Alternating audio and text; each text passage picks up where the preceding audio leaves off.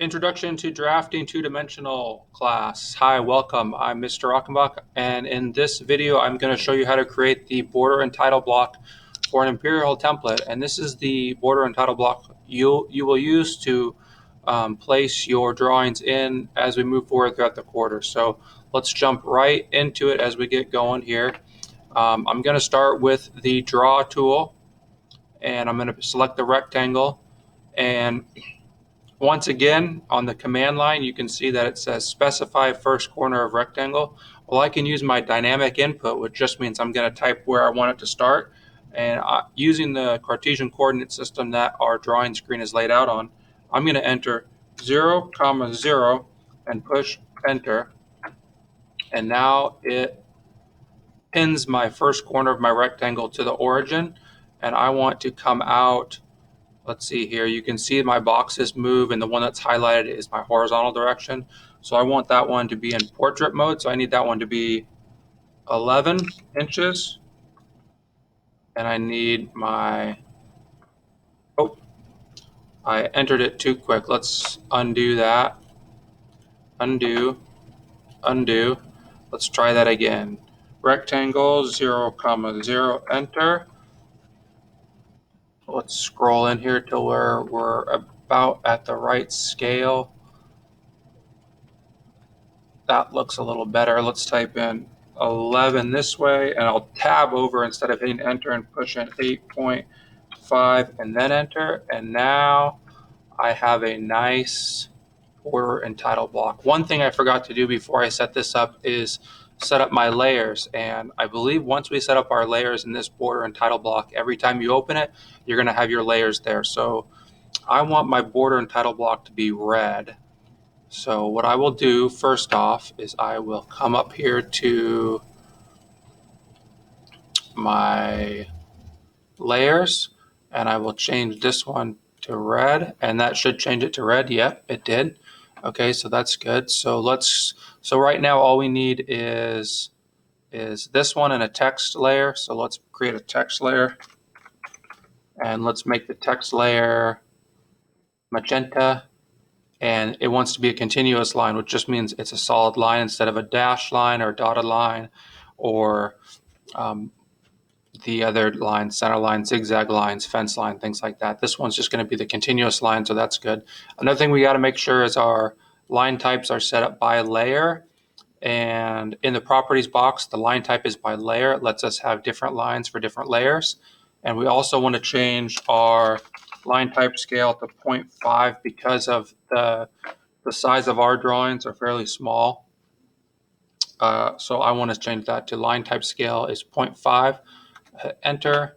Let's check our layers again just to make sure we have continuous lines there. Okay, those are good. Okay, so now we have a rectangle that's 8.5 inches high by 11 inches long. This represents one sheet of letter size paper, which is good. Now my border and title block wants to be centered a ½ inch inside of our sheet of paper. So we want a ½ inch margin all the way around our sheet of paper. So what we're going to do is we're going to use the modify tab, and we're going to pick the offset tool, which is right here. We've had practice with the offset tool, but today we're really going to get some practice with it. Now, when I create my ½ inch offset, all I have to do is click on one of the lines because the rectangle is all connected. So I'll click there and I'll start moving it in towards the middle. And as you can see, as I move it in towards the middle, it lets me drag and drop it, or I can actually select the exact distance. So I'm going to type in 0.5 and hit enter, and it snaps a nice ½ inch offset all the way around my square. That looks great. Okay. Now what I want to do is escape out of that command, and I want to offset this bottom line up a little bit. But if I do that, if I just come over here and click on my offset tool again, and I click this bottom line, it still wants to do the whole box, which I don't want. So I'll escape out of that. I'm going to introduce you to a new tool right now. This one's called the Explode tool. So if I click on the Explode tool, what this does, you'll see in a second, I'm going to select the rectangle we just made. It's selected. I'm going to explode it by hitting enter. And now when I click on one of these lines, the grips come up and it's only gripping that line. And then if I come over here it only grips that line because now all the parts of the rectangle that we created are individual parts. That's what the explode button does. So get to know that one. But I want to offset, I'll escape. I want to offset this bottom line. And I had some trial and error setting up the different boxes that I want my text to go in. And so I did a little research for you, and I think what we need to do, we're going to use 1/4-inch text. So in 1-to-1 scale, our 1/4-inch text on the screen is going to be pretty small. It'll be exactly 1/4 inch if you were to measure it after we printed this document out. So offset from the bottom, we want to offset a 1/16 of an inch. And I got the decimals for you. They're in the instructions on the border and title block assignment. So if you guys just follow along in this video, you'll hear the dimensions as I call them out. So we're going to offset the first line on the bottom here by 0.0625, 0.0625, which is a 1/16 of an inch. I hit enter, and you can see it's very fine. We're just going to build a frame to type our text into. And I do this because when I was doing my trial and error setting up how I want the text to look, it was very hard to figure out where the text aligns to, but by building this frame inside of the title block lets us clearly frame in our lettering. So we're going to offset 0.625, and then we're going to offset that one 0.25. That's the height of our letters, 0.25. And then on top of that, we need a small gap to the top of the frame. So I'll go 0.25 again. Oh, no, not 0.25. Let me undo that. I want to do, oh man, I just deleted everything. Okay, let's try that again. 0.0625, enter. And then I'll do the size of the lettering, which is 0.25, enter. And then another small break up to the top of the box, 0.0625. There's one frame. Now I want to build another frame on top of that. So I'll come up another 0.0625, enter. Now I want to come up another 0.25, the height of the letter. And then I want to cap it off with another 0.625, enter. Oop, I might have mistook that one. Let's escape. Let's redo that one. So we need to go offset and click and type in 0.0625, enter, and that looks pretty good. Okay, now we have our frame built for our border and title block. Now what I want to do is I want to come down here to our new tool that we have, annotate, and I'm going to click the text box, and now you can see that I have a little cursor with some text on it. I will start by placing this text right in the corner, and you can see it snaps to the endpoint of that line. So I know I'm snapping into that corner.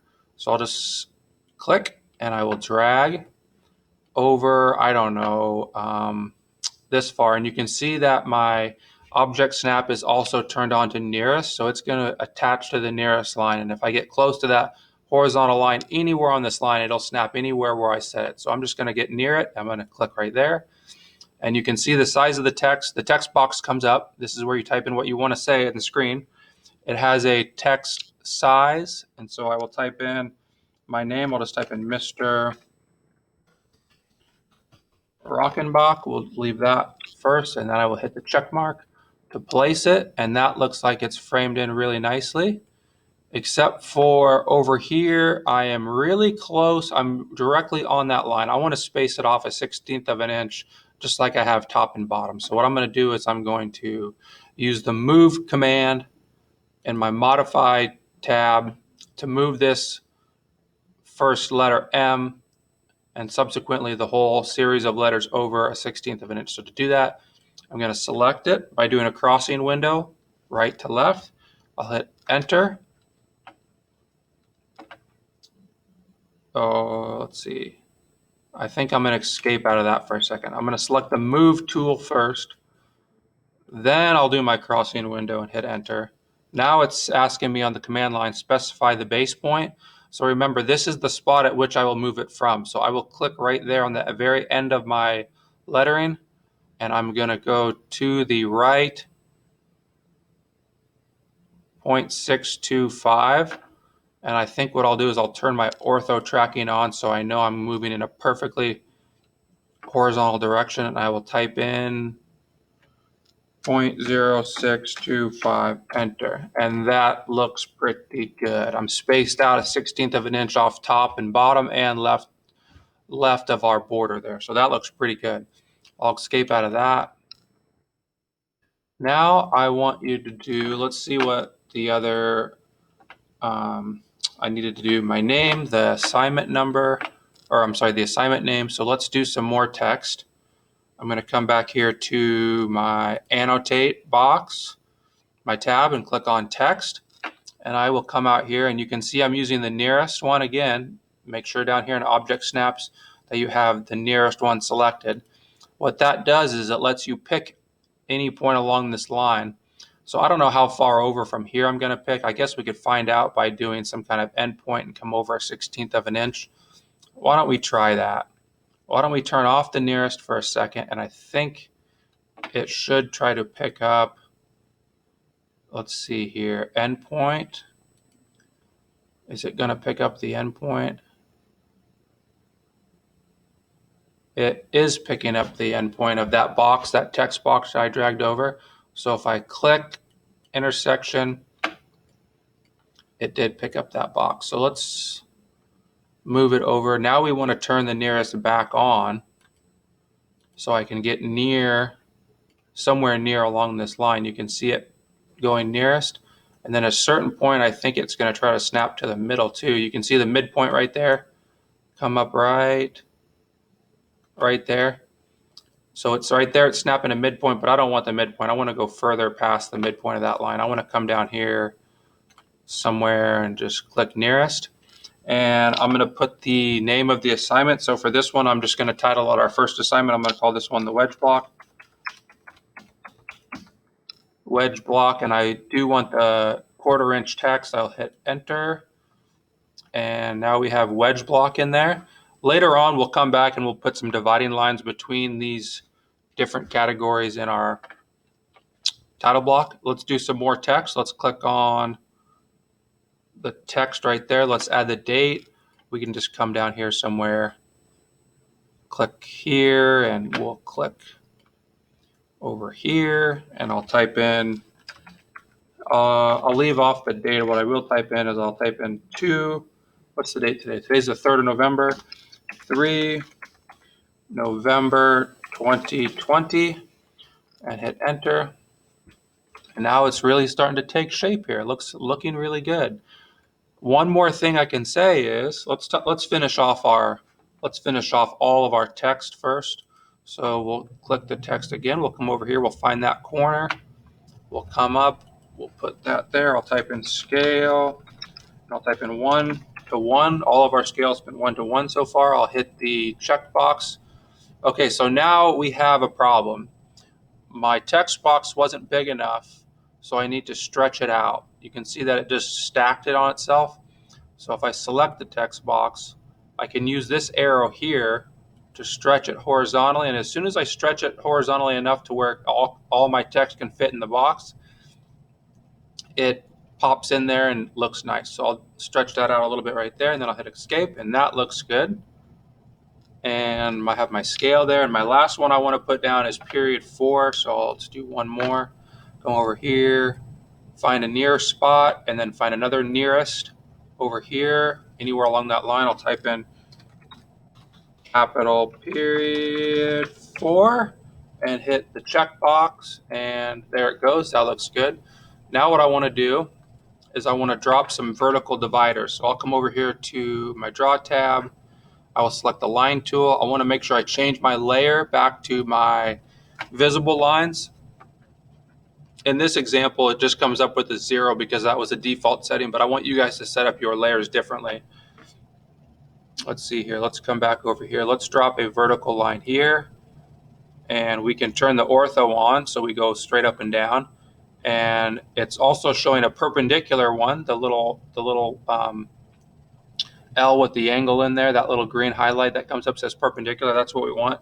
We can click and it gives me a perfectly perpendicular. It doesn't go past it.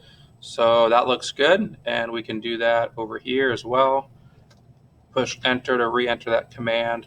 Grab my nearest and grab my perpendicular.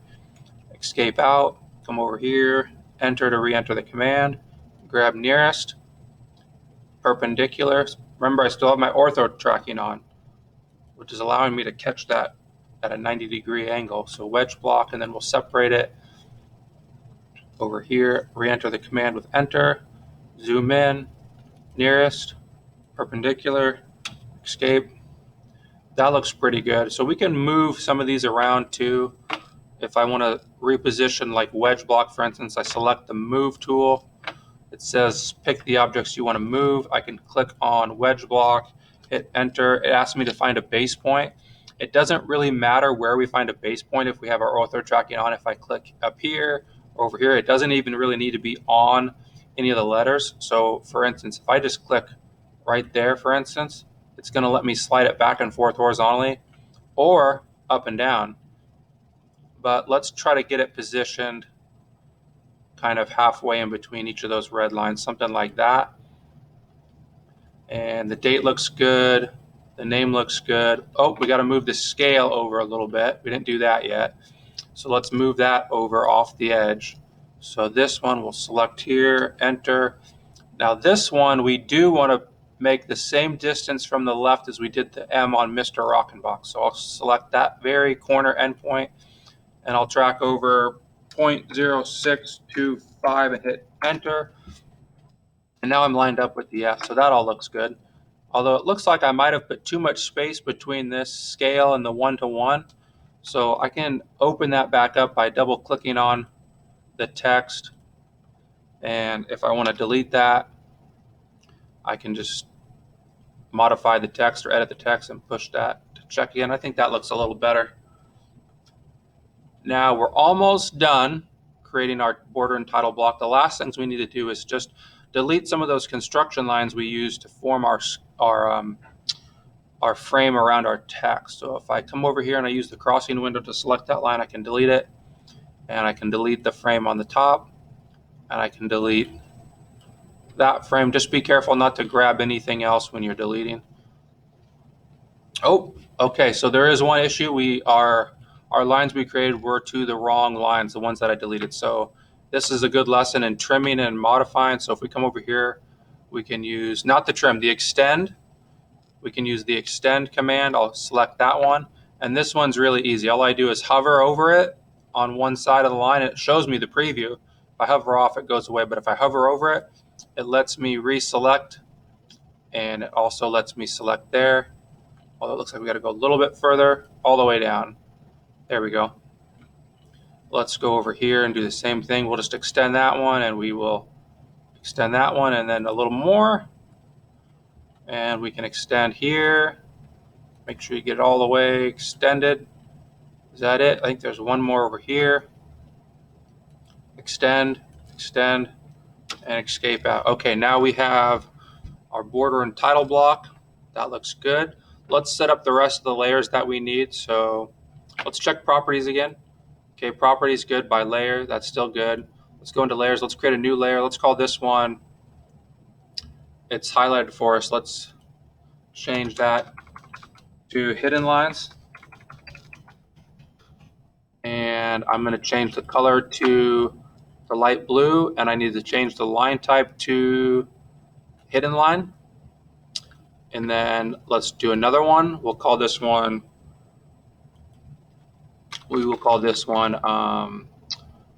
center lines for our circles and our arcs and our holes.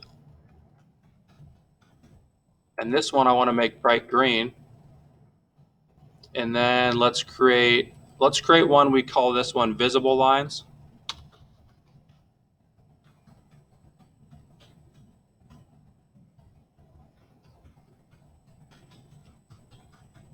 Visible lines, let's leave it white. We'll leave our border and title block as a visible line. That looks good. Oh, we got to change this to continuous. Center lines, we got to change that. I missed that. Sorry, guys. We got to change that one to center. So we have center line, we have, yep, and we have hidden line, although hidden line needs to change to hidden. Our text should be a continuous. Our visible line should be a continuous. And this one that we created our border and title block with, it doesn't let us change the name of that one for some reason because it's a default one. So we'll leave that one alone. But when we start drawing objects again in our next drawing, we can use the visible lines to do our drawings with. Don't worry about this definite points. These are just the ones that AutoCAD gives you when you pull up. But these are the ones I want you to have. I want you to have a center lines, a hidden lines, a text layer, and a visible lines layer. And make sure that your properties of each layer are showing what specifically they are. So like for instance, when I'm in text, it shows me continuous lines. So my text is not dashed.